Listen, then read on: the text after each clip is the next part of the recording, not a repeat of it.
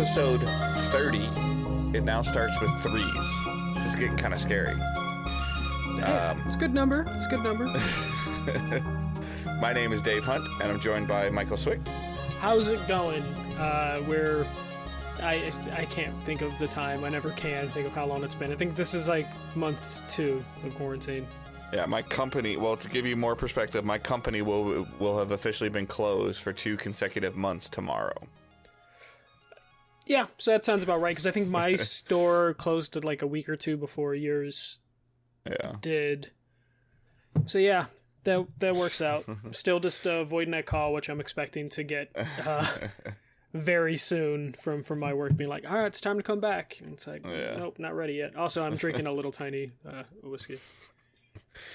All right, so we are Digital Days Gaming. We are a weekly podcast that has been around a little over 6 months. We are live on Twitch weekly, twitch.tv/Digital Days Gaming, and we are on multiple podcast services of your choosing. If you are so inclined, if you could please leave us a review on your podcast service that you use.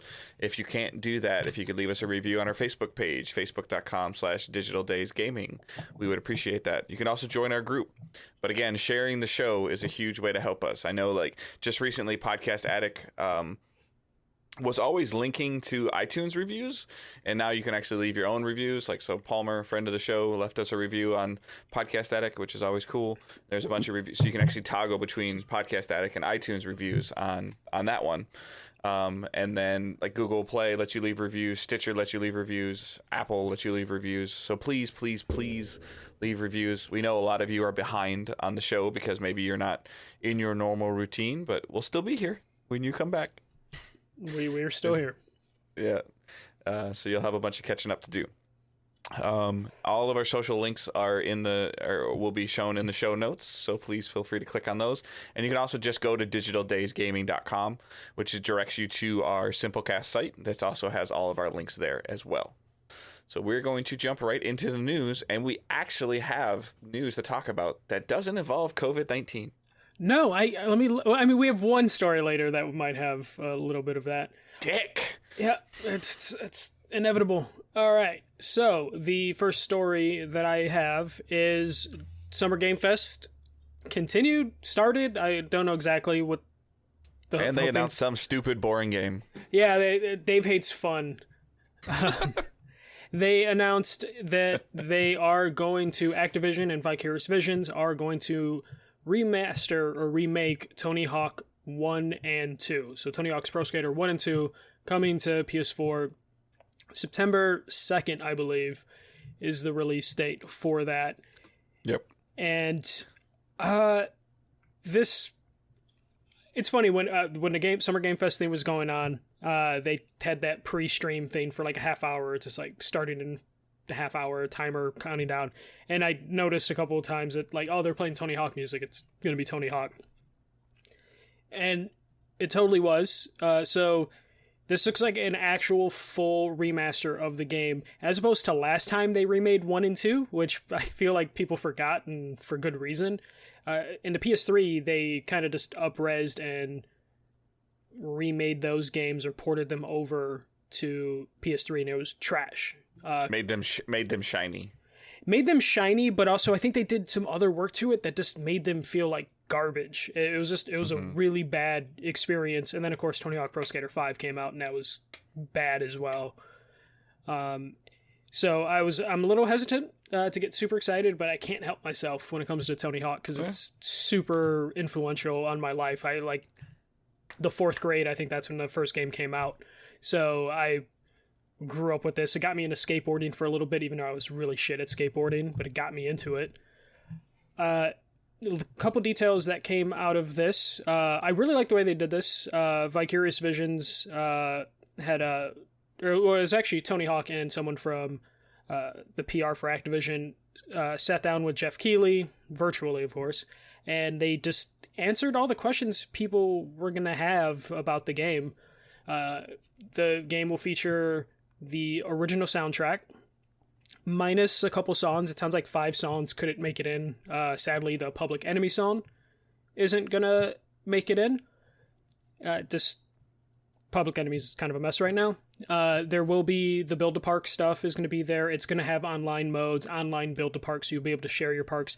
Kind of stuff that was in the Tony Hawk Pro Skater 5 game that came out, but this didn't work. Hopefully it'll work now. I mentioned earlier, Vicarious Visions is developing it, and they have a history with Tony Hawk. They actually developed Tony Hawk, I want to say 2, 3, and 4 for the Game Boy Advanced, which is a completely different version of those games, but they at least have some history with it. They're a good studio. Yeah. Like, they're a really, really good studio. They did a lot of work on some of the Destiny stuff when Activision was linked with them. They do really good work, and they're very passionate about what they do. Yeah, and I think they are like remnants of the Neversoft team. I don't know how many people are still there from the Neversoft team, but specifically they worked on like the Crash Bandicoot remakes, so they have history doing this.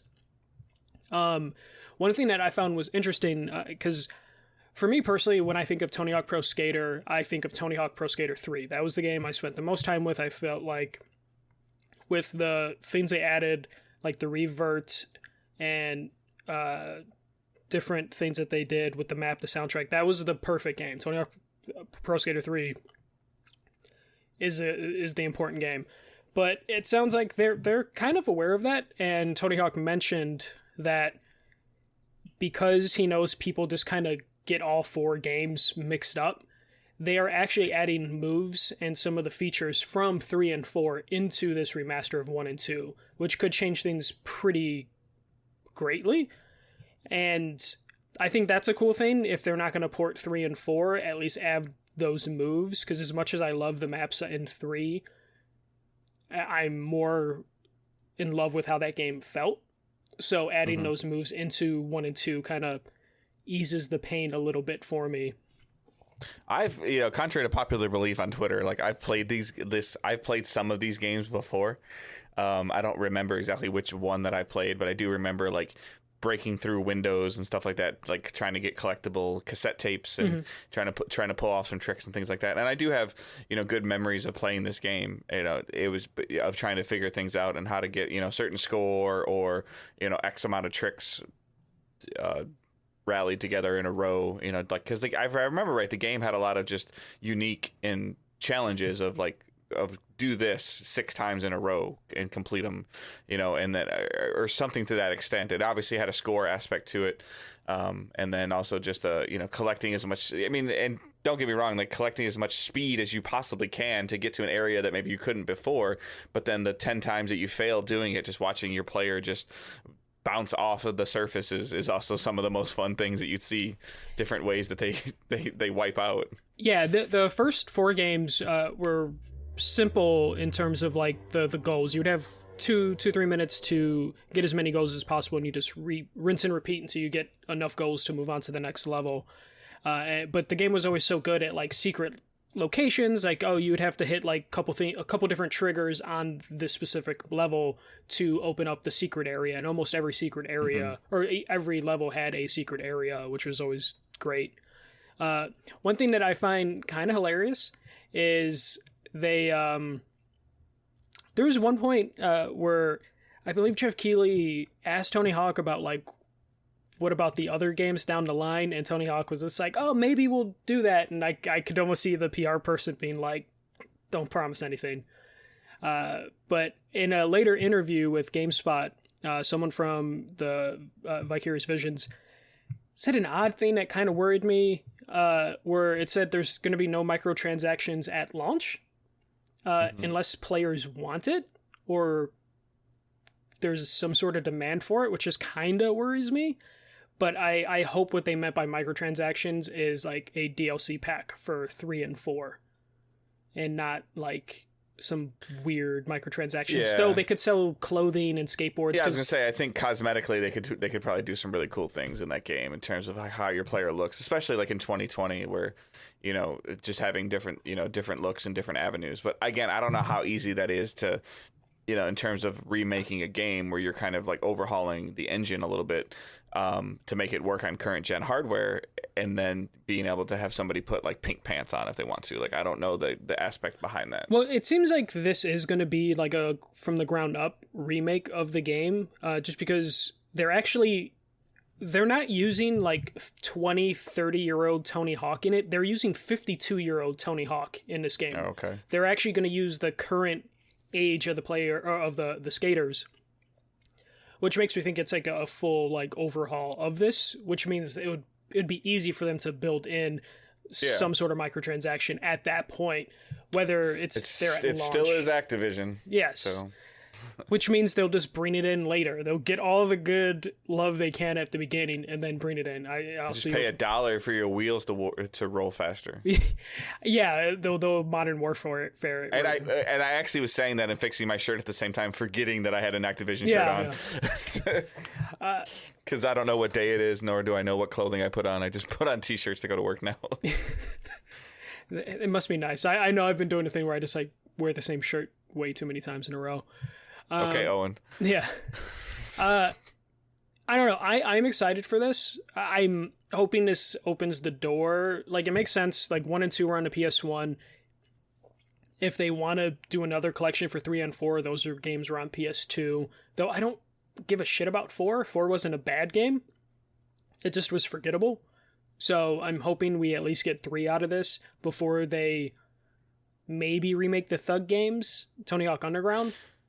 Yeah, I mean, I think that, timeline-wise, if this is a full rebuild of a game, like, if you go back to when the split from Bungie happened, this is probably the thing that they put VV on right away. Yeah. Because it's been about a year since the split happened, and Vicarious Visions was assigned to Bungie for a long time. They actually did some pretty extensive expansions, and then when the split happened, they finished working on that in about June or July of 2019. So, like, it seems like they may have had a small group, like we've always heard, they might have had like a skeleton crew working on this, and then when they finish another project, they all move on to this. And then again, it's all going to be about sales. Like, if there's sales behind 1 and 2, if sales are really, really good of this remaster, then they probably would just try to release 3 if they're already working on it, 3 as its own standalone thing. Yeah. And then if sales aren't necessarily maybe where they want them to be, then they might attach 3 to it to help get a huge influx of the thing, while they're maybe getting ready to do a 6. Like, I don't know. Yeah, it's weird because for a while I think people were under the impression that Activision made the Crash Bandicoot remakes to see if, like, hey, maybe we make a new Crash, and then they didn't do that. They made a Spyro, and people are like, oh, this sold really well, maybe they're going to make a new Spyro. Then they made a new Crash Team Racing. And I have a feeling it's more going to be like that. I think Activision is in the current situation where they're just going to remaster everything until they run out of shit to remaster. Well, because they don't really have any major hard-hitting IPs right now, other than COD. So, and I guess maybe we'll find out in a couple months, but I still remember being surprised that Sekiro was attached to Activision.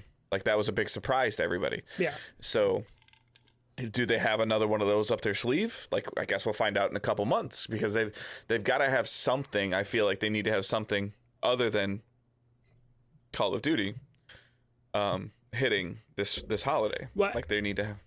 Well, with Sekiro, like, we already know From Software is working with Bandai Namco, so it's just like, do they have another partnership that they can have? Because they just don't have the studios that... Mm-hmm.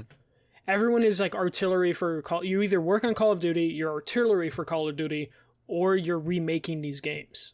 Yeah. And a lot of the studios and a lot of their stuff was in that Bungie partnership. Like, their growth came from a lot of the money that they were making from the success of Destiny 1. Yeah. You know, so the success of Destiny 2 or unsuccess of Destiny 2 aside, like, that worked well for both studios, both, the publisher and the studio. Like, that was profitable, whether you liked it or didn't like it. Like, it produced a lot of money for both of them. Yeah. Enough that Bungie was able to go independent, and enough that Activision didn't have to, like, tie them up in court forever over it. Yeah, I'd say Activision may have saw, like, the chart where the arrow's going down a little bit and figured it wasn't worth still it. Good. Yeah. Yeah. So. But I'm excited for this. It's definitely got me playing Tony Hawk games. I actually, like, called my parents and was like, hey, can you go in the basement? There's a tub. It's filled with games. Can you look in that tub to see if my Tony Hawk games are in there? And then I ended up having to eBay hunt for a couple games So I'm excited for this. I actually even pre-ordered that fucking collector's edition that I'll probably just cancel like 2 weeks out. You got a little bit of space up there over your left shoulder to put something cool. Yeah, I mean, no one can see it on the Twitch stream, but there's a skateboard to my left, a custom skateboard. So maybe I can fit another one there.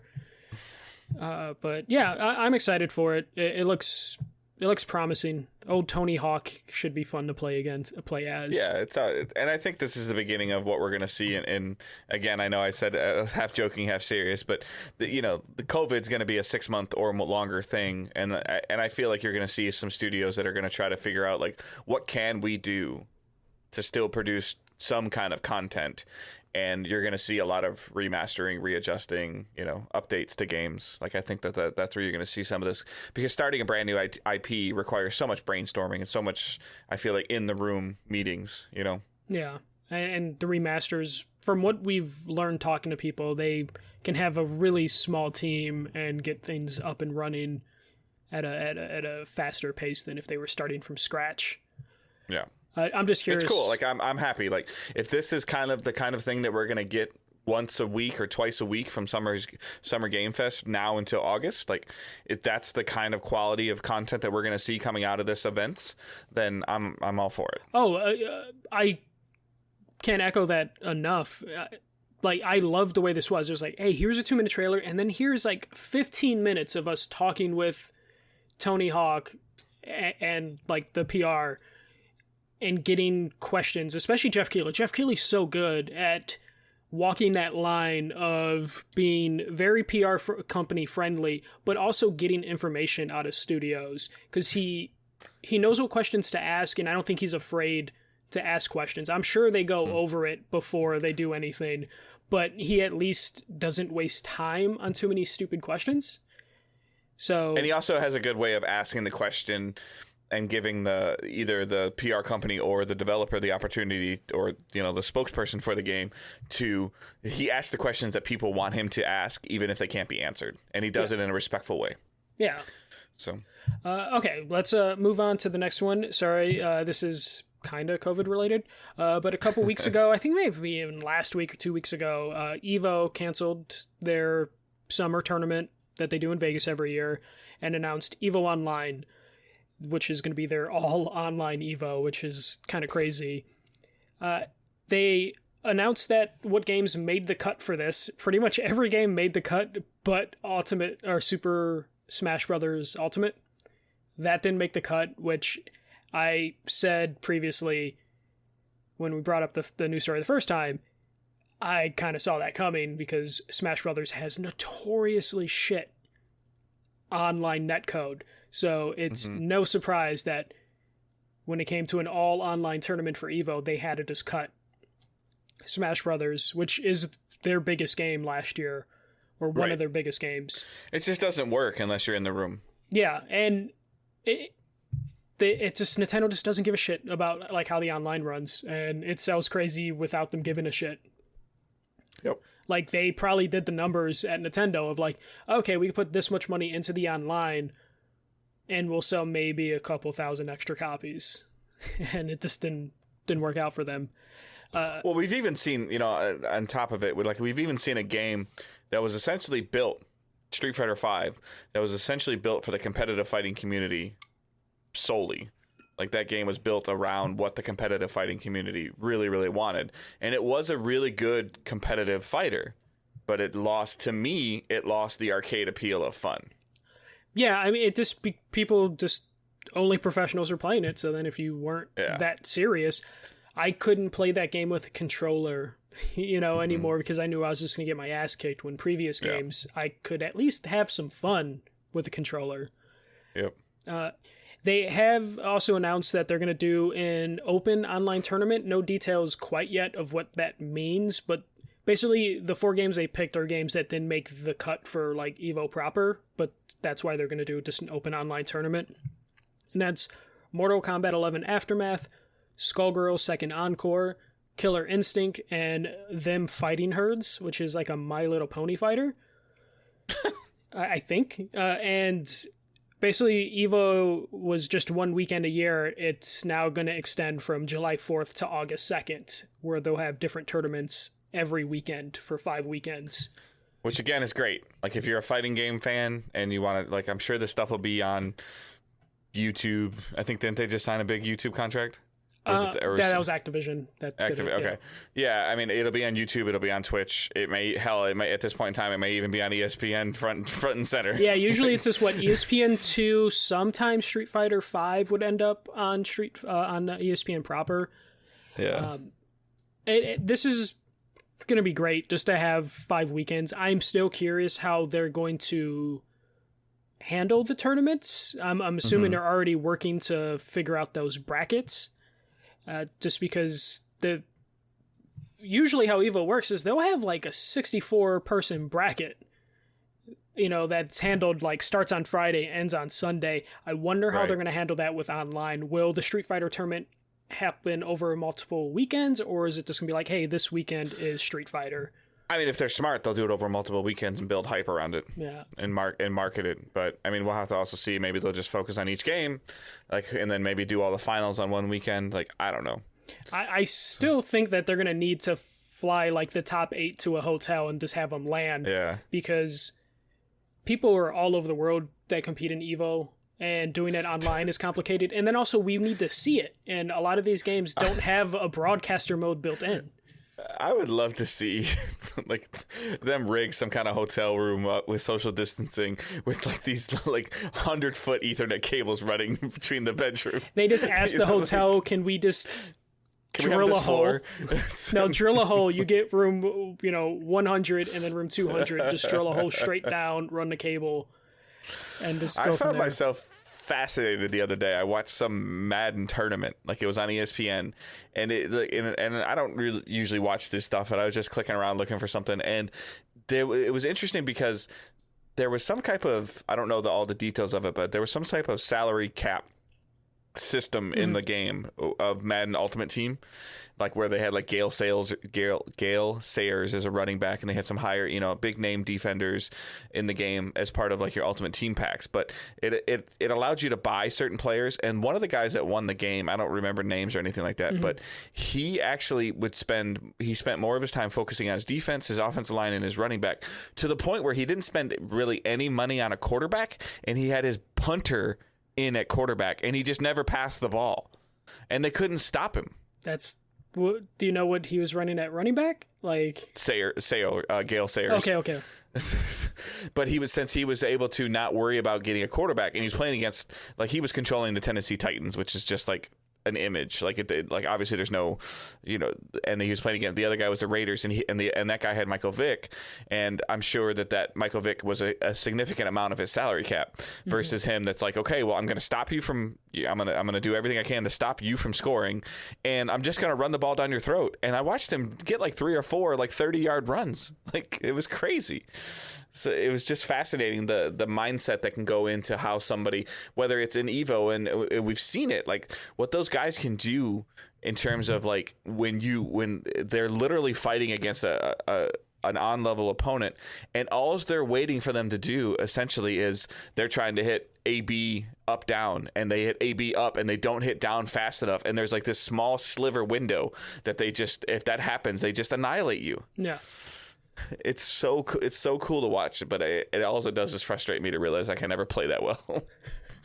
Yeah, it's what you should get into are the compilation videos of them freaking out. Madden has a famous freak out video where the dude's like throwing a fit. It's great. Okay, so yeah, Evo Online taking place from July 4th to August 2nd. The next story I pulled up, Vincent Bella was talking about DICE LA and Respawn's future. The main things I wanted to take out from this, it was an interview with IGN. Vincent Vella, a couple months ago, it was announced that he is going to continue to run Respawn, but they also put him in charge of DICE LA, which was one of those artillery studios, but for EA. And they are working on a shooter running on the Frostbite engine. No surprise there. They mostly worked on the Battlefield games, so of course... It's a little surprising to me that, I mean, they probably didn't give him a choice, but Vince has been notoriously trying to avoid Frostbite. Yeah, I feel like that Respawn's the only one with like an exception of like not using Frostbite. But them having a shooter on Frostbite isn't a surprise, but I'd be curious if it's something a little bit different than their Battlefield franchise. So. Yeah, and it makes sense to put this team on it, because if they've just been working with Battlefield on Frostbite, why change that unless you're moving a bunch of people from Respawn over there? Right. And the other thing, there was a quote that there's currently nothing in development related to Titanfall, which is only interesting because last year, after Apex was announced, they promised that there would be a new Titanfall experience in 2019, either announced or released. And now there's nothing currently in development for that, which then kind of makes it appear that Titanfall has been canceled, like whether it's Titanfall 3 or an offshoot like Apex Legends technically is. Unless they told him to put Titanfall on Frostbite.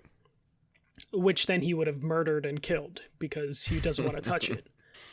I think that's kind of crazy because they did, after Apex, I don't know if that means Apex is successful enough that they just want Respawn to focus on that, or their Star Wars game was so, popular that they just told them to focus on Star Wars. But it kind of sucks because Titanfall 2, as far as I know, people kind of talk about that like it's one of the best campaigns for a first-person shooter. Yeah, it's a top-tier shooter campaign for sure. Yeah, which is a little disappointing that the multiplayer was trash, and that's where the longevity comes from, because everybody will just wait. Like, you can go buy Titanfall now for like $4. Yeah, I think I own it like 3 times over. Yeah, like Titanfall 2, I'm sorry. You can go buy Titanfall 2 like super cheap. Anytime that there's any of those like up to 75% off sales, like Titanfall 2 is always there.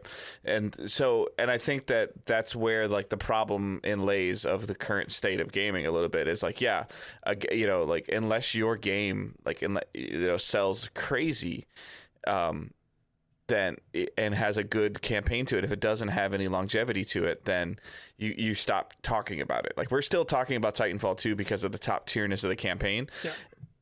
But I feel like, as an example, it's not a dig on it, but Jedi Fallen Order was great and then forgotten. Yeah, even when they just announced like some sort of DLC the last 2 weeks or something. Or like an update or something like that to it. Like, I keep forgetting that I haven't completed that game, and the game was great. Like, and I loved it, and I enjoyed playing what I was doing, but it's just it's a me problem lately, is that there's been nothing that's been then putting its hooks into me that I like want to go like, oh, I really want to go home and beat it, whether it's Horizon or Zelda or any of the things that I've been playing recently. Like, there's just nothing that gets its teeth into me that makes me want to complete a game and beat it. And it's just, everything can wait. Final Fantasy, like, I'm having these problems with all of these games lately. And I don't know if that's, and I'll give my opinion on it in a little bit, of the stories might not be good enough right now. Like, I don't know. Like, did Uncharted and Last of Us like spoil me, and God of War spoil me to where if something's not compelling enough, I'm just like, okay, that was fun. Yeah, I mean, I would say I take more chances with my games, and I think that's become a little bit more fruitful for me in terms of... But I even took a chance with Star Wars Fallen Order. Yeah. So, not really, because I got Origins Access. It was only like $15, so that really wasn't a chance. And maybe that's part of it, is that I just don't feel that I'm like... But I mean, I bought Final Fantasy at 100% out of my own pocket, and like, I'm just like, eh. Yeah, I'm kind of there with you on Final Fantasy VII now. I bought it as well, and I'm still like, I'm 4 or 5 hours in, and I'm just like, I don't really think this is as great as people say, as controversial as that might be. But yeah, that's it for the Vincent Pella stuff. I guess he was very coy on like, will Respawn's next game or will Dice LA's first game pop up during EA Play, and he said it might. Who knows? Like, it's not his choice. Sort of thing. Was it him, or was it Respawn that was hinting at Fallen Order being a kind of a new franchise for them too? Right. I think so. Yeah. That if successful, it would become like its own thing. I know they have a Medal of Honor VR game coming out this year. I think it's exclusive to Oculus. Right. So that might be what they're working on now, but I don't know what the size and scope of that would be, to be honest.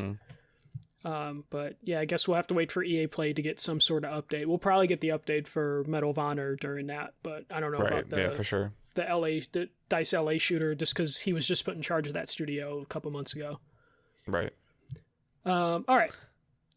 Next bit that I found is Sony had a state of play dedicated to Ghost of Tsushima, and it was interesting. It was 18 minutes. It was a really well done video. It didn't even feel gorgeous looking game. Oh yeah. So. It didn't even feel like 18 minutes. It almost felt shorter than that, but I think it clocked in around like 15 to 18 minutes. Obviously this is an audio podcast, so we're just going to talk about what we saw. Dave, as someone who hasn't really seen too much of this game outside of stuff at E3, I got to see like a behind the scenes video at E3 one year, but what did you see about it? Because the game's been kind of a mystery up until this point. Yeah, I mean, it's kind of getting the Days Gone treatment where we don't really know what's going on, and they actually showed, I feel like they showed a little bit more of the curtain, behind the curtain, than I was actually expecting them to show. Like, and we talked about it with like Assassin's Creed Valhalla, like they barely showed anything, and then like here comes Sony going, all right, here you go, here's your character, here's how the game works, here's how you fight, here's another way to fight, and here's how you can make yourself look cool. Yep. And I mean, and they just, again, like if this is what they can do, like, and I don't see why they're not doing this with PS5. Like, I just don't see why they're just sitting in the corner going, okay, cool.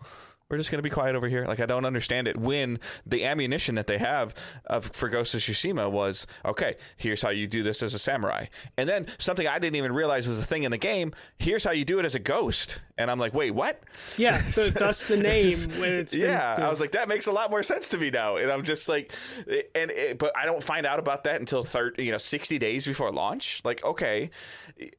But again, like in the wind, and people were comparing it to, like, I was seeing a lot of like Assassin's Creed comparisons. I was seeing some like Legend of Zelda comparisons in terms of like using the world and the environment. It's cool that there's no map and that the wind is your guide. Like that's really cool, where your players essentially like throwing grass like ball players do to see which direction the wind's going, and that's going to tell you where you're going to go. It is a little concerning to me anytime they hide the HUD.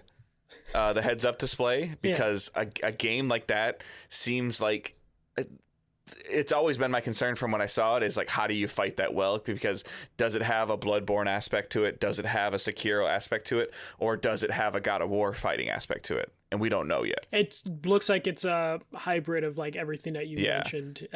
But that's my concern with that, is like, is it going to be hold down L and hit these buttons? Like those things can be a little bit of a challenge when you're doing different things, especially when it looks like in it.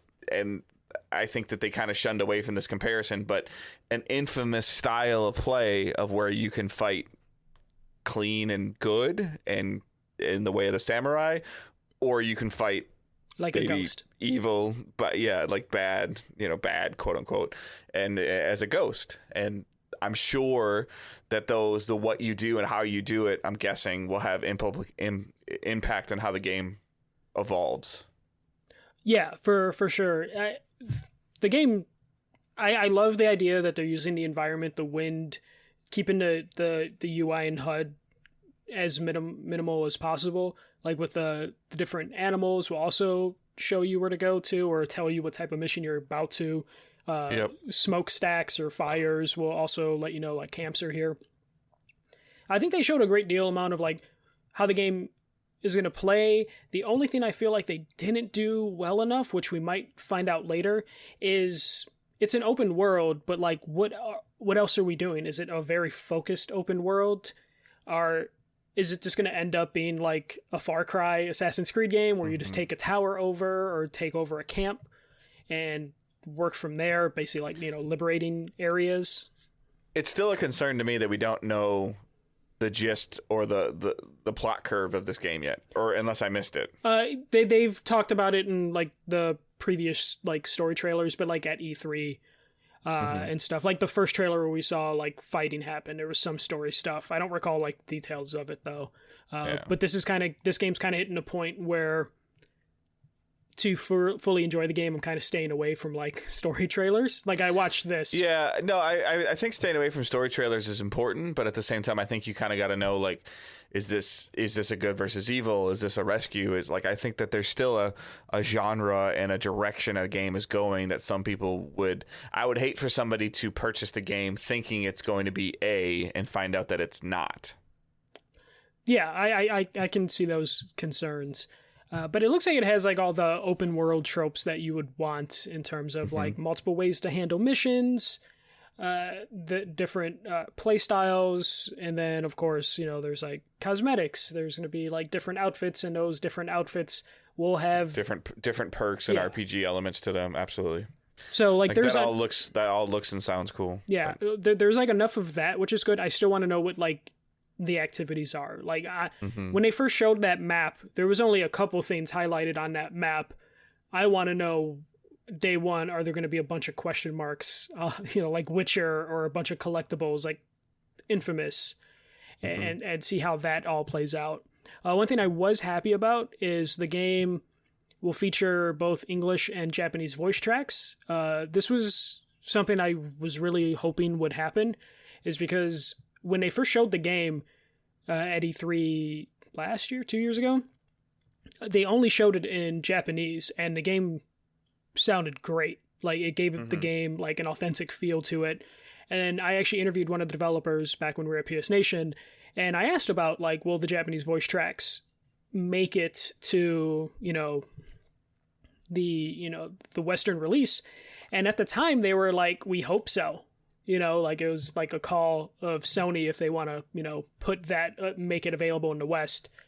And also they were hoping to make it the default language.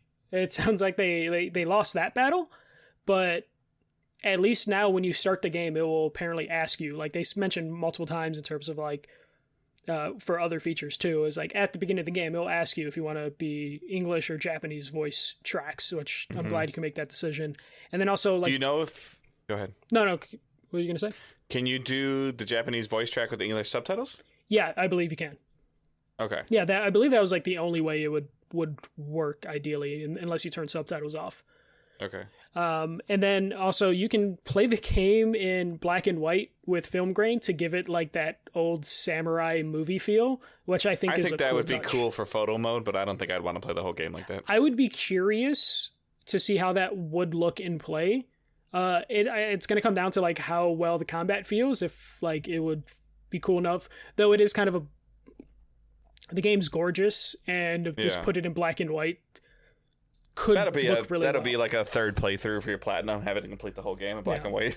What I thought was odd though, they spent a lot of time on photo mode on this, and I feel like that wasn't that important of a thing. It's cool, they're doing a lot of cool things. You can pick music tracks if you want to make little videos. I don't feel like sharing video game photos is that big of a deal. Well, not only that, like I appreciate, like I love the community that spawned out of Spider-Man with that photo mode, but it just seems like a weird thing. Like to me, photo mode being featured in a like first time extended look at a game is kind of weird. Photo mode just seems like that sort of announcement you just do in a blog post.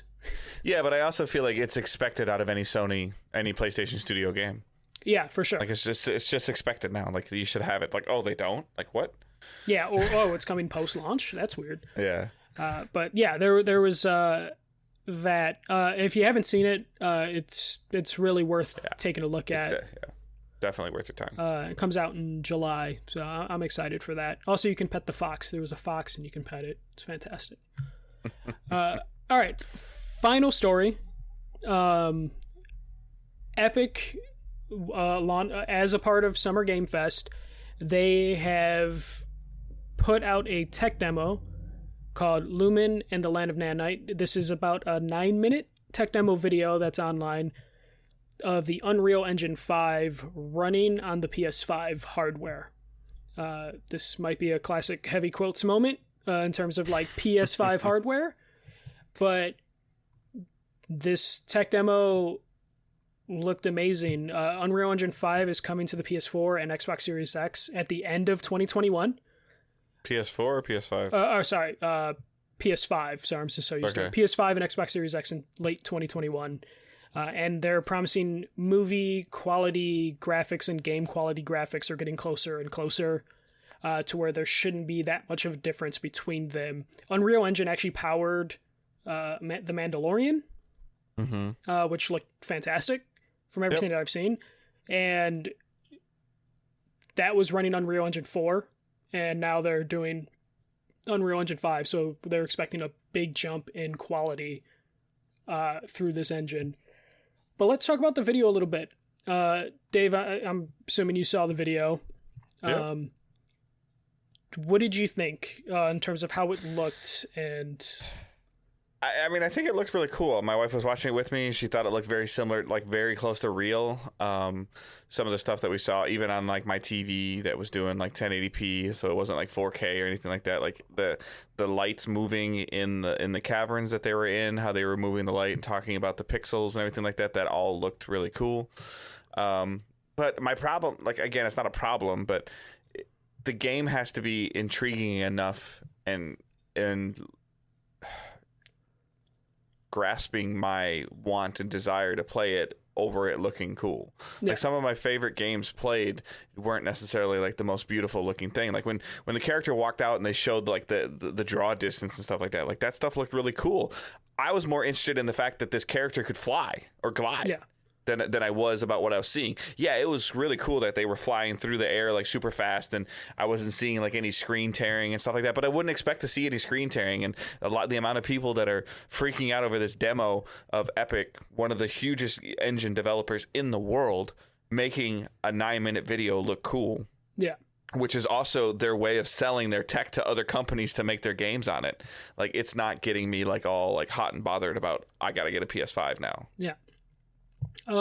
For me, it was interesting. Like they made clear that this demo could only run on a PS5, or at least it's only been running on a PS5 because of the capabilities of like the SSD stuff, which I thought was interesting.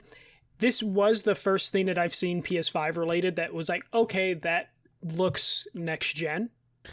But it's not a real game. No, but that shows you the potential, the like what games could the potential look like. In 15 months. Yeah, but we don't even know. Like, I still don't think the consoles are coming out this year. No, I don't know if I do either. But I'm just saying, like, it was cool. Like, and there's a question later that we have on it. But like, it was cool. But it's like that's fascinating to me. But again, it just feels more like a sales pitch to companies of like, if you don't know how to make your games on PS5, come to us. We'll help you. Oh, that's totally, what I saw. That's what I got from it. Yeah, so. This totally was probably a demo that we wouldn't have seen if GDC wasn't canceled.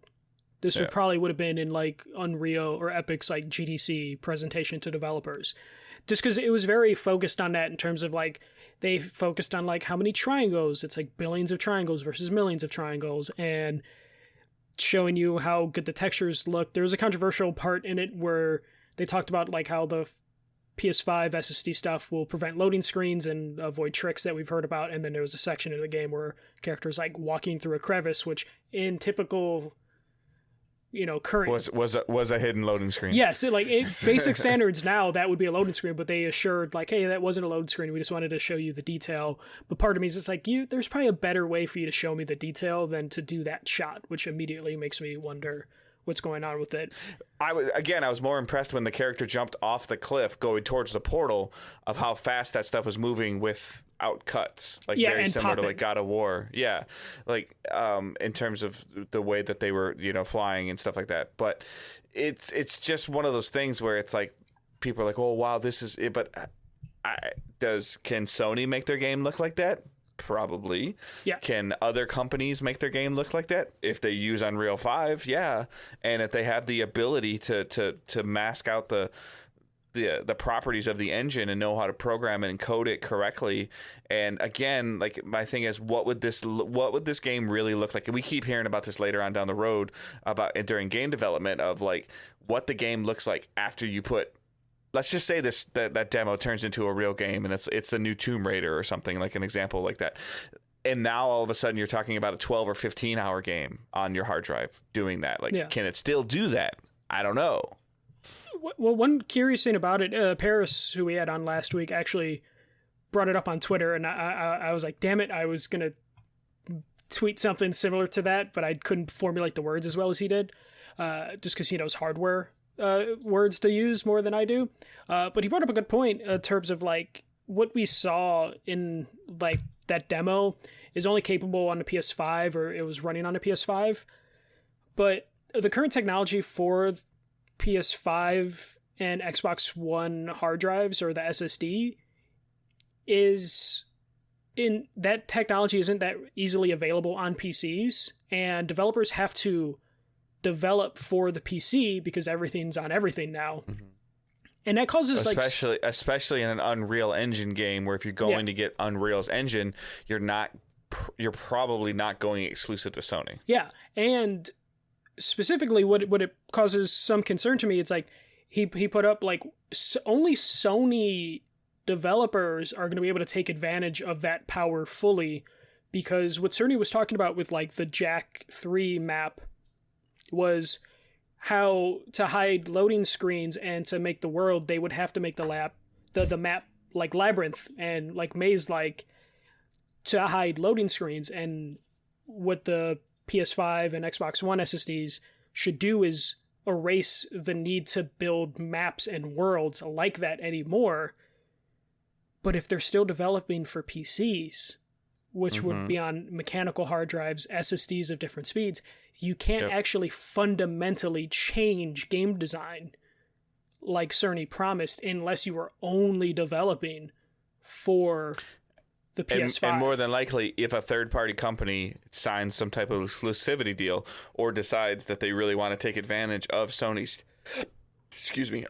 tech, then Sony's going to make them sign a deal with them, which gets them access to it, very similar to what we saw with like Death Stranding. Yes. Where when Death Stranding signed the deal, Kojima Productions signed the deal with Sony, they all of a sudden got the help of Guerrilla and got access to Guerrilla's engine. Yeah. But they, unless they signed that deal of where Sony got a humongous chunk of the profits from that, it's just smart business. Yeah. But unlike the case of Death Stranding, if you sign that exclusivity to use the full power of the SSD, you then can't go 6 months later to the Epic Game Store and put it on PC, because not all the hard drives of people buy it. Like, we're going to have to... I have a feeling eventually PC developers will have to... if I have to have a certain hard drive to play a certain That's PC what I was game. getting to. They might... I don't think it's going to happen anytime soon, but 5 years from now, they might have to have like some sort of cutoff with like, hey, your hard drive just can't play this, because developers can't design two types of games of like, oh, shit. Right.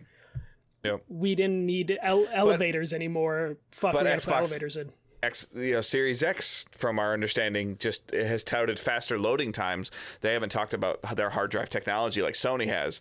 So again, Watch Dogs Legion is going to have to be able to work on everything. Or Watch Dogs Legion 2, which will be on PS5, Series X, and PC, will still have to develop for the most common denominator. Yeah.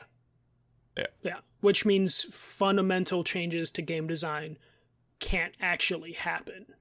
Which means that the only people that are really going to be able to take true advantage of Sony's tech are Sony Studios. Yes, which now have a new umbrella term and a Marvel opening logo.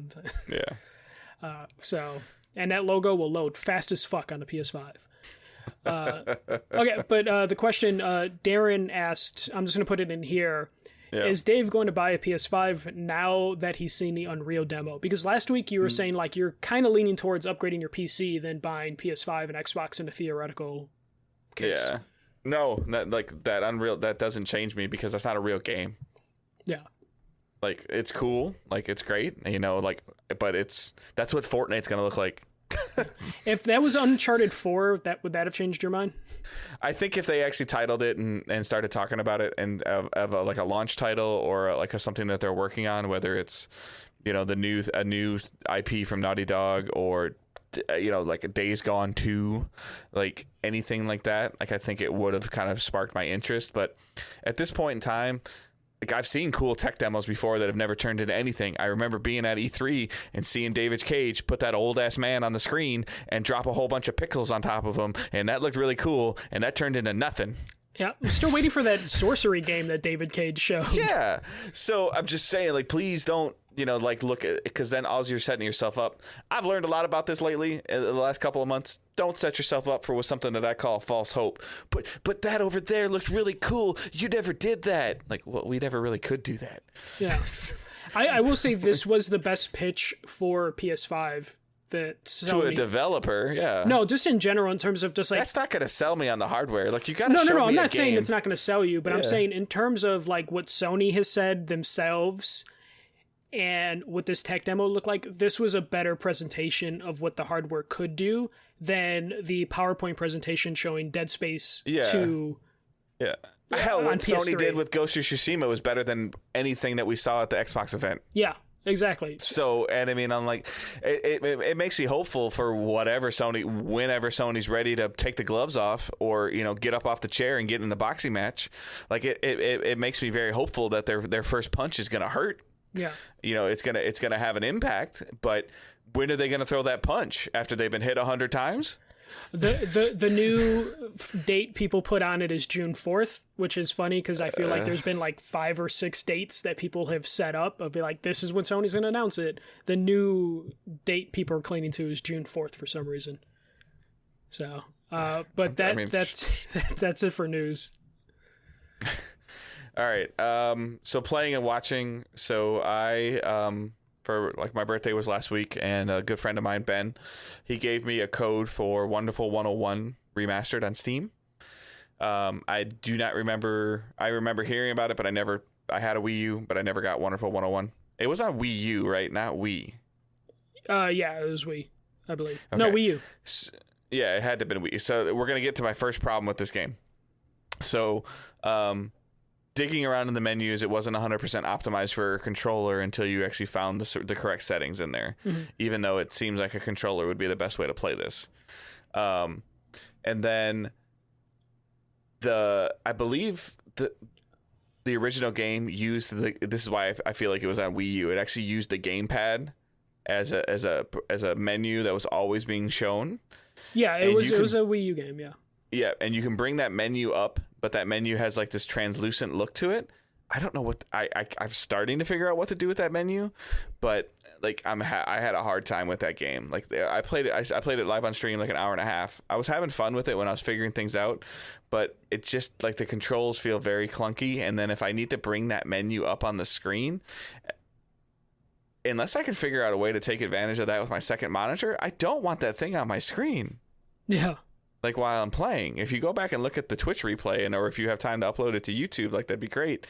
Like I'm still trying to figure out like what to do with it. Yeah, I know you can collect more people and have like a squad of like 100 people like helping you fight these things, but it seemed like there was something missing there of like, if you're going to remaster this game, like you could have cleaned up a little bit of that. And I know that probably changes the core gameplay foundation of what the game is built around, but I don't have a gamepad in front of me when I'm playing this game. I'm playing it on my PC. Yeah. It seemed like it was very, very clunky.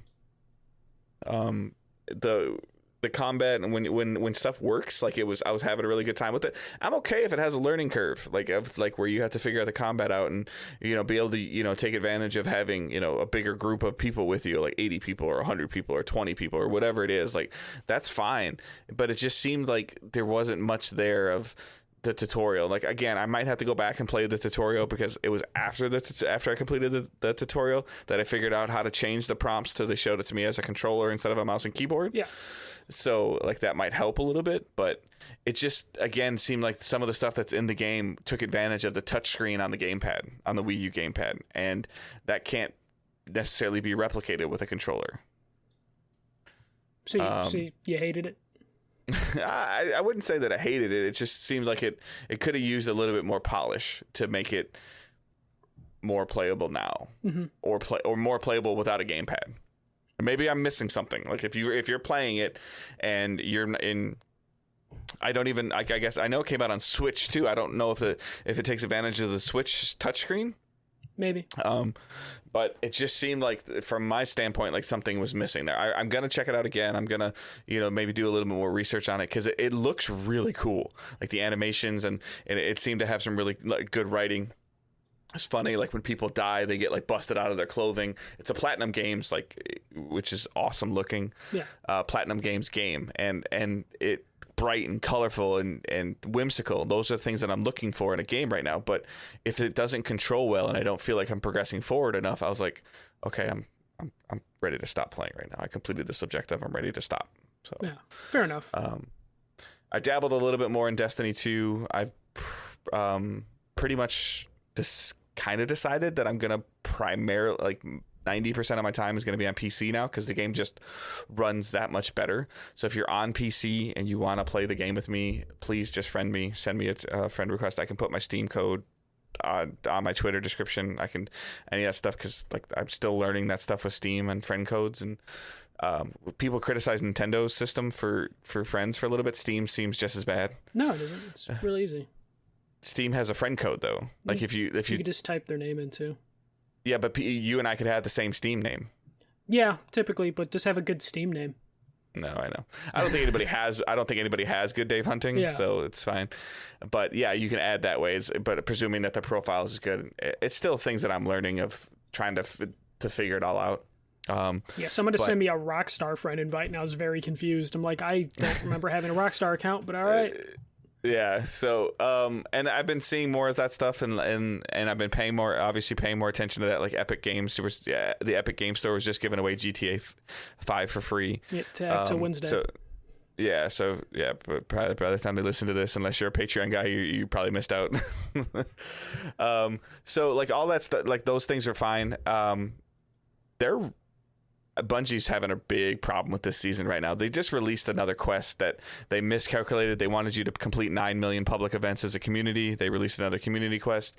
It was full of bugs to where they had to put a multiplier on it to get people to do it, and then they put the multiplier on it. They got through the first step like yesterday, and then there's another step in the quest that's broken today. Like this season is being called like season of half baked, and the crazy part is the way that I play Destiny and the way that I function, and when I play Destiny, I know how to optimize the game correctly for myself, my playtime, that even half-ass trying, barely playing Destiny compared to how I've been playing it before. I looked the other day and I'm ranked 90 out of 100 this season. And I'm like, how did I do that? And it's just because when I go, I make sure that I get the things I need to, I pay attention to what I'm looking at, and I complete my objectives. And you know, they've been releasing all this stuff the last couple of weeks, and they're doing their same roller coaster ride that they've been doing. And in September they'll be at the peak, and everybody will be talking about them. And they're using this lull time to say, hey, this is the stuff that we're working on. Like they need to figure out a way to continue to get this and keep this playing field going on a good, consistent plane year round. Otherwise, you're going to have this, I love Destiny, I hate Destiny, this game can go screw itself, this is the greatest thing ever. And I'm never going to get to that point. Like this game, Destiny changed my life, and in terms of how I cover video games and how I play video games. So it has a personal stake in my gaming culture, and that's never going to change. But I find myself not as engaged in the content as I used to be, not worrying about, like, I put something on Twitter that, before with Paris, like, I miss my fire team more because I miss playing the game with my friends.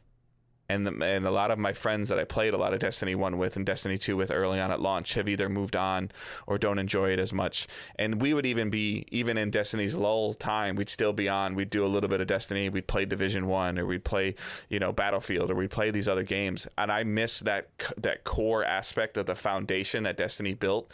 And now that they've actually crumbled their own foundation by some of the decisions they've made. What are your friends playing, or are they just all scattered out? They're all scattered. Yeah, because you basically like took my Killzone friends. Like when Killzone died, Destiny came over. So I don't even know what they're all playing at this point. Yeah, I mean, like Johnny is a boy. He's not really playing Destiny 2 anymore. He's like super into Apex, and he's been playing Streets of Rage 4. Like I've watched him beat his head against the wall you get some trophy in Streets of Rage 4 for beating the game on Arcade 1 CC, like in one with one life or something, or no continues. So I've seen him go through a lot of that stuff. Like Wyatt, who's also a good friend of mine that I've been playing Destiny 2 with a ton. Like he pretty much went over to Warframe on PC. And that's all justified. I'm totally fine with playing other games. I just miss the camaraderie that we had of like playing Destiny once or twice a week and finding out what everybody else is playing, and that's what I miss the most. And I'm hoping that, I know it's probably part of my own fault that I've been playing on PC more than I've been playing on PS4, but it just runs so much better. Yeah, I heard those. And it looks screens so much better.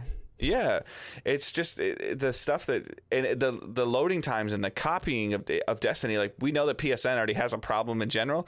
Destiny just exasperates that issue more and more and more when it has to copy, which is essentially re-downloading the whole game. And they're updating this game like every 2 or 3 weeks. Yeah, like if you play Call of Duty, Modern Warfare, and you play Destiny, your PlayStation 4 stock hard drive is full. And you have to update something like every 3 days.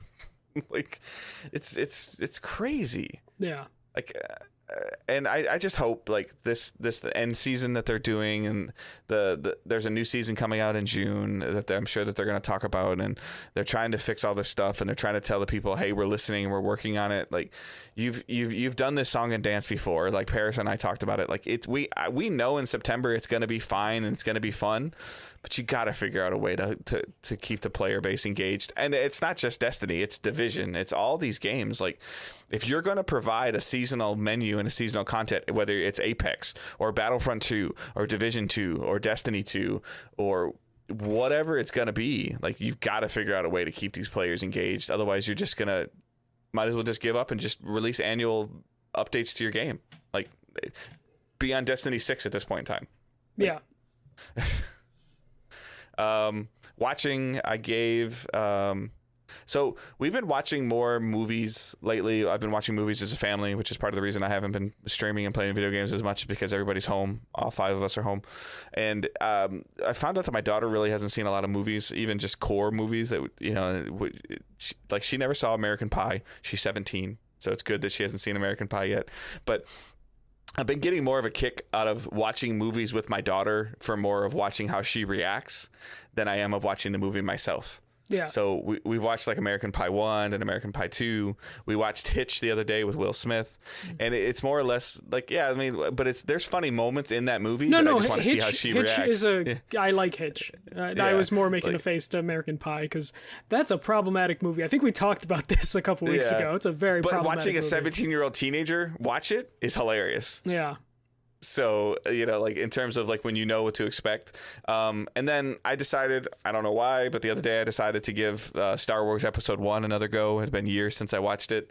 So I wanted to watch it because I'm going to watch 2 and 3 as well, because I know how, 4, 5, and 6 are going. And we watched Rise of Skywalker the other day again when it was on Disney Plus, because it's on Disney Plus now. Just to see it. I don't think my son had seen it at that point in time. So my daughter's been trying to make the most out of the situation, and she tries to watch like a family. We try to watch a movie as a family like every other day or every third day. Mm-hmm. And then I watched episode 9 and 10 of The Last Dance on Sunday night. It didn't end as well as I was hoping it would. But it was still good in general. Like, There's some stuff that I think that was left out. It was obviously like a very heavily biased, positive Michael Jordan documentary. Yeah. So there's definitely some other things in there. I would love to have like seen a little bit more interview from Horace Grant about like his departure from the Bulls. I would have loved to see a little bit more of that. It would have been fascinating to truly see what like Pippen would have said I wish they would have asked him, like, would you have signed a 1-year deal? Because Jordan answered for him, and Pippen didn't answer, Rodman didn't answer. Would like Jordan pretty much said like, well, I know Steve Kerr would have taken a pay cut. I'm like, no, you don't. Yeah, I think Kerr probably would have, because Kerr knows his value, but they said like Jerry Krause is like, Kerr's value is up after this finals because he had a fucking great finals or a great playoff run. Rodman probably would have, though I don't know if the Bulls would have wanted to work with Rodman, especially after that was crazy too. I forgot. I knew that because didn't him and Malone wrestle in the WCW? That was what they were building up for, I believe. After the finals, then Malone joined because Malone didn't fuck around with them during the finals. But after the finals were done, Malone fought in a tag team match. It was Malone and Diamond Dallas Page. Yeah. Versus Hogan and Rodzilla, and It was a horrible match. But. It was actually more funny to me that I didn't realize that Rodman's appearance on WCW was in Auburn Hills, which is only like 45 minutes from where I live. Yeah. But I also didn't know at the time that was like after Game 3. Like, yeah.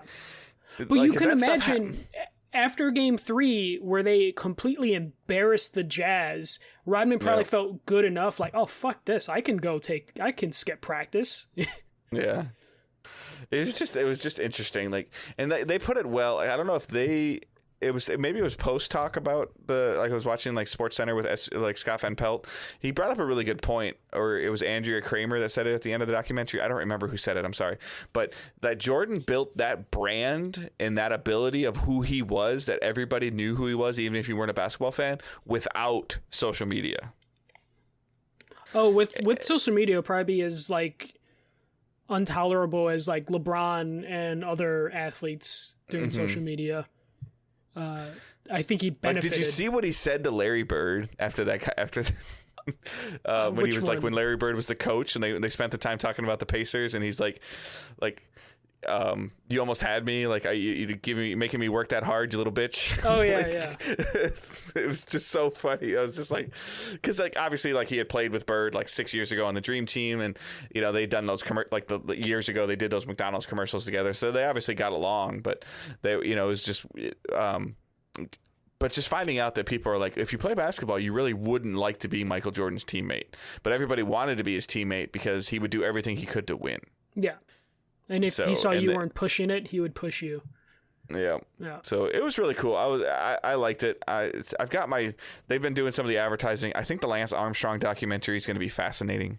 The rise and fall of Lance Armstrong, because he was like on the level of Tiger Woods and Michael Jordan when he was competing in the Tour de France, in terms of like people knew who a bike rider was. Everybody had those little Livestrong bracelets on their wrist at one point in time. So like getting some more ins and outs into that, and then again, like I mentioned before, like I cannot wait, and you being a Chicago guy, like I cannot wait to see this thing on Sosa McGuire. Yeah, that's should be good. Yeah, I'm a Sox fan, but even I was fascinated by that, especially if they get into the steroid stuff, which they should, and they probably will. Yeah. Should be fascinating. The only thing about The Last Dance that disappointed me was I almost feel this needed another like half hour to talk about the aftermath. There was really cool stuff where they talked about it, like Jordan wrote a poem, and like Phil Jackson made them all burn something as like their final thing together, which I wish the camera was there for that. Yep.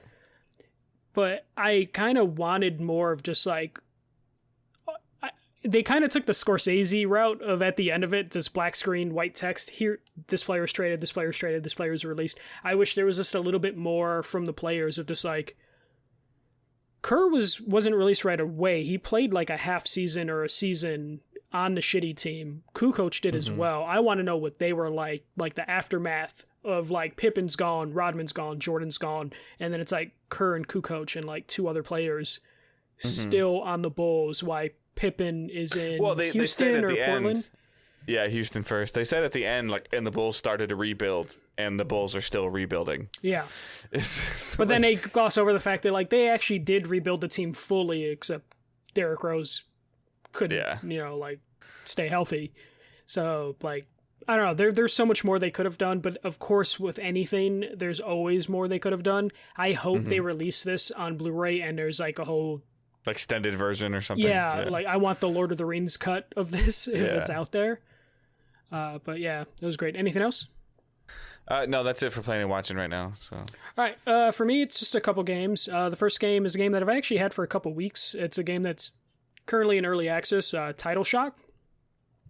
Dave also has a code. We got to try and arrange a game session. It doesn't seem like the stuff I've seen from you that it looks like something that I'm really intrigued to go after. I'll explain why I need you later. But this is it's like an underwater 8-player competitive shooter. It's an early access on PC. I believe it's coming to console in the future. Art style is like kind of reminiscent of Fortnite with like outlandish kind of characters, because it's underwater. You have people like wearing like shark heads and like duck heads and wearing like flotation devices underwater. It's kind of funny looking the way it is, but for some reason it reminds me of Fortnite. But it's a competitive shooter. where the goal, at least in the free-for-all mode, is to gather 100 cells and score the 100 cells, like bank them into a moving target.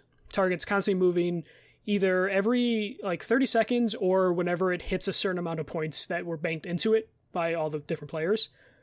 And that's like the main goal. The gunplay is solid. It's underwater, so it moves a little bit slower. It doesn't move like a traditional shooter, but it still feels good. Everyone loads into the game with a pistol, and there's different weapons that are like color coded based on how strong or rare they are, which really helps that they're color coded because the map is like really big and it makes it very easy to spot a gun from far, and then you can go through that like, you know, math or logic in your head of like, okay, I can swim over there, get that gun, hopefully no one sees me while I'm holding like my shitty pistol, and I can get that gun and then kill whoever I need to kill.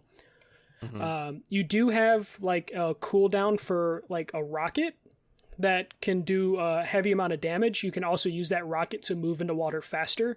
Otherwise, you're just swimming around and you have like a little tiny boost thruster, but it's not as powerful, and it doesn't send you that far like the rocket that you have. That I think you have like 3 at a time, but there's a cooldown on them. So the maps are really big because it's underwater. It's very vertical. Like there's different layers to it. So you're moving around this map and you're just constantly doing the risk and reward of, do I want to collect as many cells as possible? Do I want to get more into combat? Because you can, you know, just keep getting like whatever cells you can and then score them, or you can hold up to 50 cells and then bank them all at one time, depending on how you want to take it. Though because the goal's always moving, you can end up not hitting the goal fast enough, and then it respawns to another side of the map, and then you have to go swim back. So you have to like think about how you exactly want to play it, because there's been a couple matches where I really didn't have anyone, I didn't really fight anyone because I was just focusing on the cells, and when I would see gunplay, I would just swim away. While people are shooting each other, I'm just banking as many points as possible. But so this game is in early access. I think it's like under $10. I don't have the exact price of it on me. I can probably Google that. But because it's in early access, there doesn't seem to be a lot of people playing the game. Like, it's taken a while to get an 8-person lobby filled, which is a little scary, which is why I need Dave to like get on with me, just so we can fill up a match a little bit faster.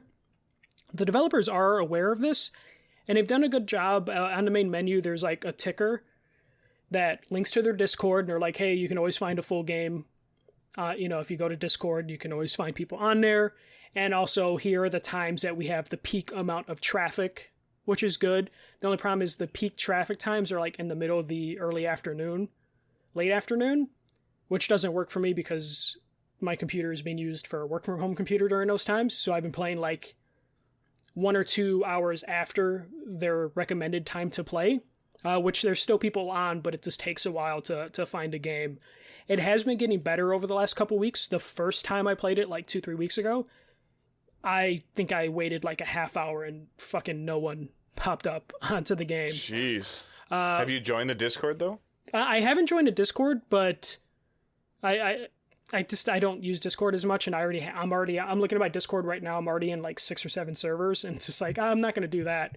But when I do play during their peak times, I'm finding a match like within a couple minutes. It's still taking a couple minutes during their peak times, which is a shame. But it is getting better. So when I have played outside of their peak time, I'm only waiting like 5 minutes, but that's still kind of a drag. I'm hoping it's just because it's early access, and as they add more features to the game, more people will come. Or when it comes to consoles, more people play. Because the game is fun. I'm having fun when I do play the game. Like, the gunplay is fun enough, and the game mode, I like the idea of like I can focus on shooting, or I could just try and score goals. And the matches don't last too long, like maybe 10 minutes or less per match, which I always appreciate for shooters. It just, the only downfall is right now,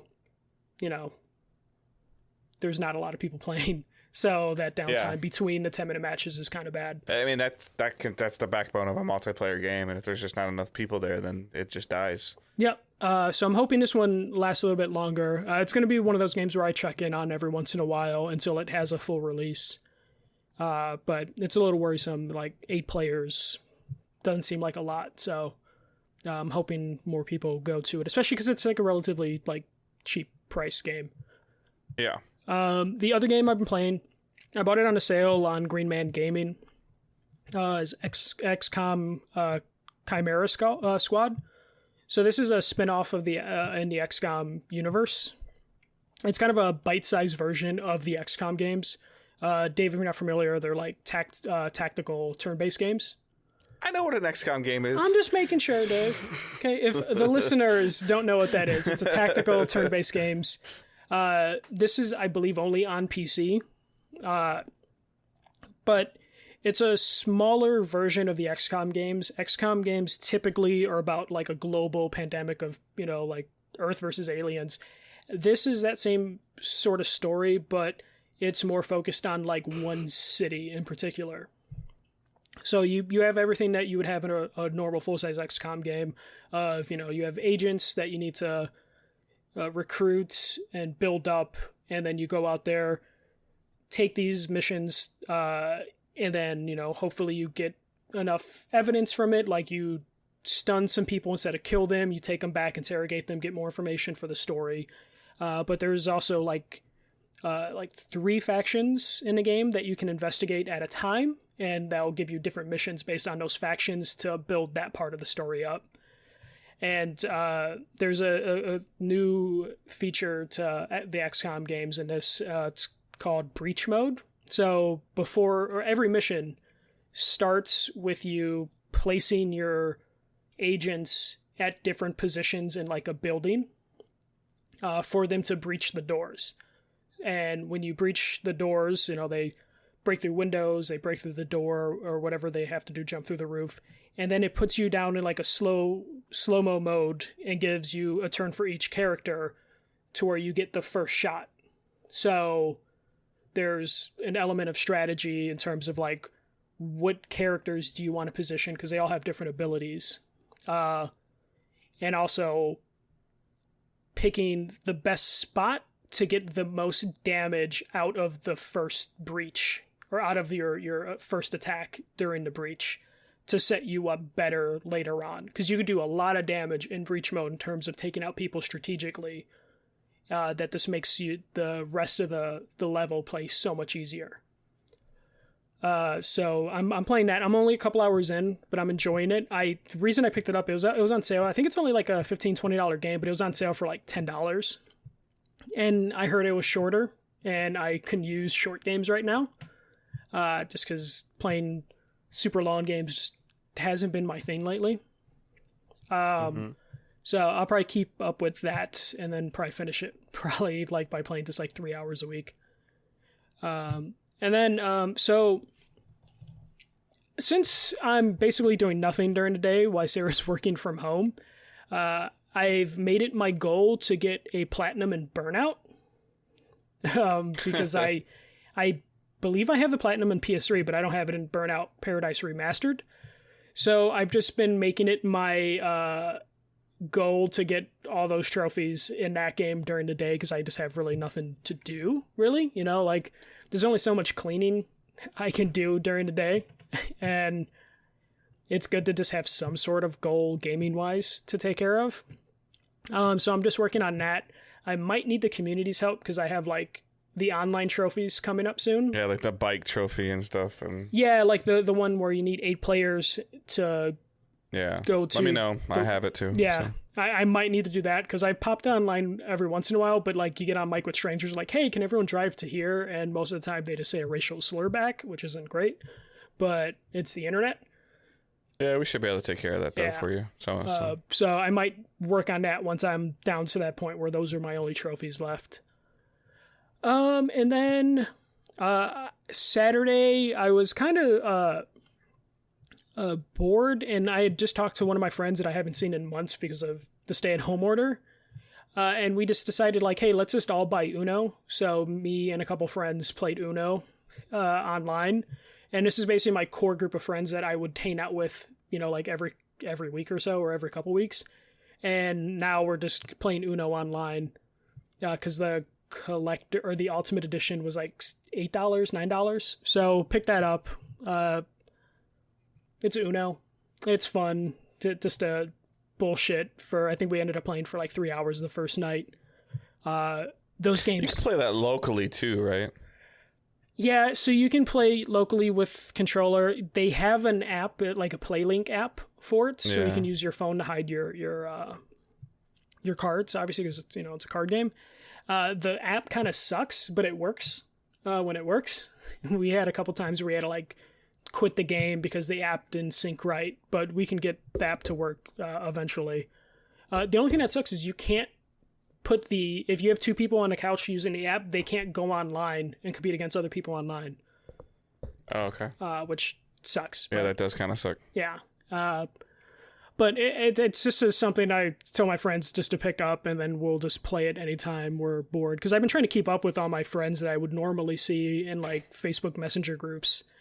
But this is at least something else to do, because I'm really bad at looking at Facebook Messenger groups sometimes. Like sometimes I'll open the app.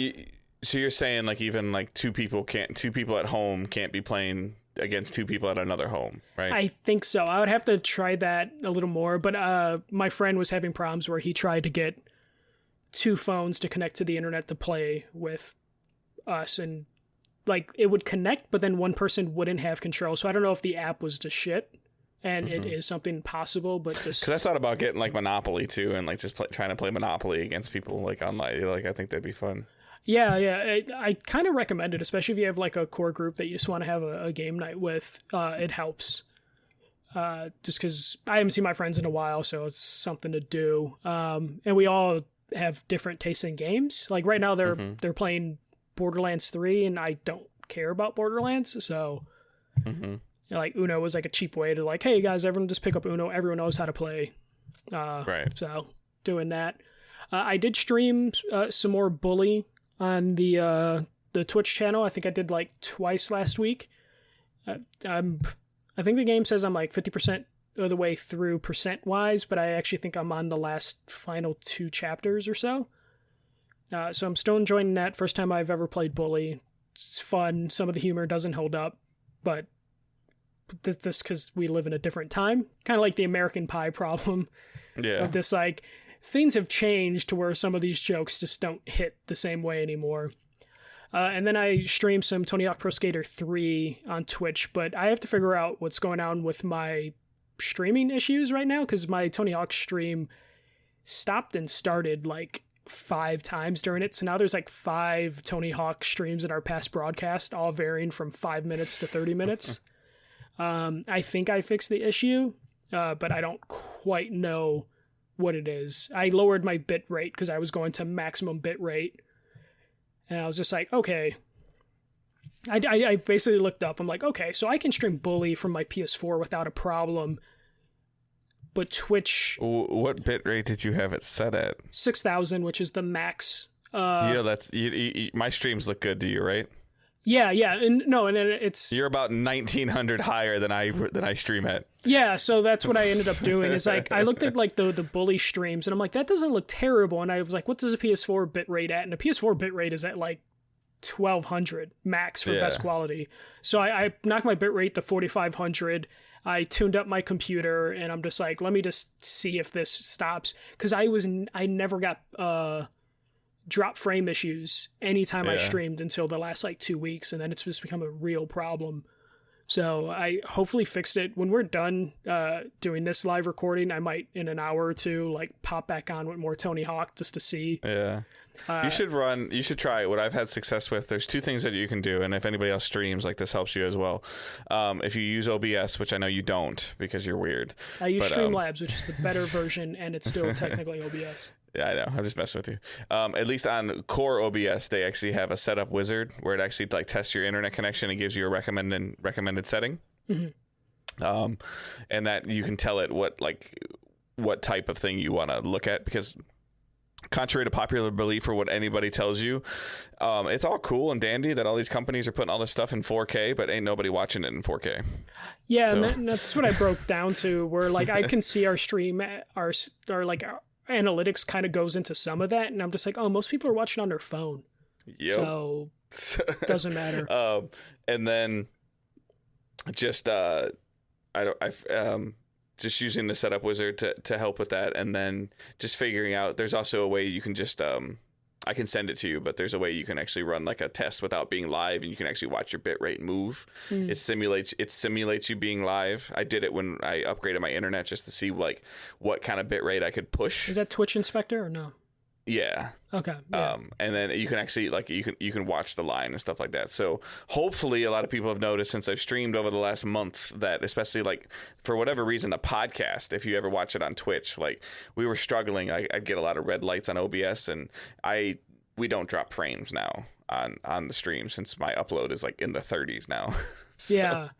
I think I figured it out, and I'm hoping cutting my bit rate down should help. And yeah, you're running a 12-volt engine on a residential street for no reason. Yeah, it's just one of those things where it's just like it wasn't a problem until it started to become an issue, and I don't know. Yeah. I don't even think Twitch recognizes that high of a bit rate. No, that is the maximum they accept, and that's why Streamlabs defaults to it. But the only problem is my internet, I guess, especially since the work at home stuff has happened, my internet's just been all over the place.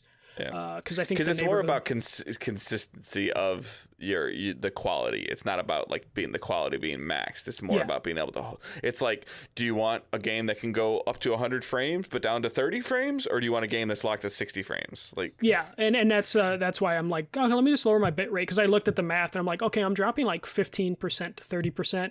I'm like, well, that's a lot. Yeah, where it's just like, okay. I get pissed off when I drop 1% of my frames. Like, and it was super inconsistent to where I was just like trying to figure it out. And I'm just like, okay, let me just do a full tune up of my computer, and then let me move my modem a little bit to where it's not being blocked by so many walls, because my Wi-Fi router. And then I just dropped the bit rate. So I like took care of every possibility. So if I'm still having issues. And drop the bit rate. Yeah. Hopefully it'll be fine. And I'm only going to do a late night stream for it, just so I'm not like, I don't want people watching as I fuck around with things. Dude, I think my daughter has accidentally opened OBS when she's getting ready to go on a Zoom call. And if you ever get a notification that Twitch is live at like 10 o'clock in the morning, I have gotten that a couple times. Yeah. It ain't us. Because none of us are awake and streaming video games at that time. Yeah. Either if I'm awake, I'm at work. Yeah, and I just can't use my computer that early. Yeah. So, all right, let's hit. Are you done with playing and watching? I'm sorry. Yeah. The only thing left is I finished the Harry Potter and the Order of the Phoenix book. Probably my third favorite Harry Potter book now. The movie wasn't terrible, which is, I guess, a compliment compared to how some of the other movies were. It's definitely got me super excited for Harry Potter content. That I ended up buying the Lego Harry Potter collection because it was on sale for $6, and it is a co-op game. So I ended up buying that, and I can't play it because I didn't finish the last book yet, and I don't want to be spoiled. So Lego, and now I'm like 1/3 of the way through the last Harry Potter book. So quarantine's been nice to at least catch up on Harry Potter. Awesome. All right, we're going to speed run a couple of these questions, and you need to read the first one because you're the one that has to answer it, and I want to hear you say these words. Oh, yeah. All right. Hello, Mr. Swickety and Dave. I can't think of a nickname as good as Swickety for Dave. I mean, Davey might be okay. Not sure if you guys said anything about this previously, but can you tell us about the theme song for the podcast? Where did you find the artist? Is it part of a longer song that is available elsewhere? Was it made specifically for the podcast? Okay, so wait, before you answer, because I'm going to let you do the formal answer, but I find it fascinating that we've actually had a couple questions about this. And again, before, like, and you're going to give the correct answer, but this was literally going to be a placeholder until we could figure something not better out, but figure something out that would be more permanent. And now I feel like it's just become the thing. Yeah, it's definitely become that. Okay, so the artist is named Popsky. I found him because he actually is very prolific in terms of creating music that is used for streamers. He actually makes his music available. You can check his Twitter account to verify this, or I think his Bandcamp account, which we have a link to his Bandcamp account in our show notes every week. So it's whatever. at the bottom, next to theme song. Yeah. So the artist's name is Popsky. It's with, I think, 2 Y's at the end of it. And he makes his music available to use freely on streams for people. And he just basically says if you buy his music legally, you can then use songs to use it as theme songs and use it as filler music for streams. I actually reached out to him on Twitter, which you can find the tweet. It's like publicly available because I'm stupid, don't do DMs. And I was like, hey, can I use this as a theme? And he was just like, yeah, go for it. And I was like, okay, perfect. And I like this song. It's called Deja Vu. So you can find it on Spotify and you can find it on YouTube and Bandcamp. And he is like a ultimate compilation where it's one of those Bandcamp artists that have you name your own price, and you can get a ton of songs, and they're all fantastic from him for like a really reasonable price. So highly recommend checking out Popsky. Yeah, I mean, we've gotten a lot of positive feedback, or people talking about that they're humming the theme song, which is like an ultimate dream that you'd have. And again, this was like Michael was saying, hey, I found this. The guy said we can use it. Let's use this until we can pay somebody or find something to do this. And I'm at the point right now where I would love to eventually in a few more months maybe reach out to him and have him do something specifically for us, possibly. Yeah. He opens up commissions every once in a while, and I've been meaning to hit him up about that. Because thanks to a lot of support from you guys, that we might be able to purchase our own thing, which I think will be really cool. Yeah. So, all right, Michael. Apart from this comes from Todd. Michael, apart from WWE and AEW, do you watch any other wrestling promotions? During COVID, no, because there's not much happening. I used to watch New Japan Pro Wrestling a lot, but most of the people in New Japan left for AEW, so I don't really watch New Japan as much, though they still have like Will Ospreay and a couple other people. So it's mostly WWE and AEW. Shikara's pretty good. I don't know if they're still doing live events anymore. There is a Shikara video game on Steam that's supposed to be pretty like cool for like a low budget wrestling game. But for the most part, it's WWE, AEW, a little Evolve here and there because they run local events every once in a while. But it's mainly WWE and AEW until New Japan Pro Wrestling is allowed to have events again. Yeah. All right. Our last question of the night is from Saeed. So Saeed writes, I'm recently watching Titan Season 1 on Netflix. I find it interesting. What do you guys think of the DC series that were shown and still going on? I really find them more interesting and more fun to watch than the DC movies, except Shazam. He thought that was funny and good. So this is something that I really want to go back and check out myself. I'm afraid that I need to go back farther and rewatch some stuff so that my memory is fresh. But I was really into Arrow and Flash and Supergirl and those CW shows. My wife and I were actually super into those for a while. And then I don't know why we just fell off, but they were definitely more interesting than the Justice League movie. Yeah, I'll agree with you there. Like the DC movies, I still haven't even seen Shazam just because I almost feel like there's no point for me to watch Shazam because it's like part of a universe that I don't think is ever going to continue. Yeah.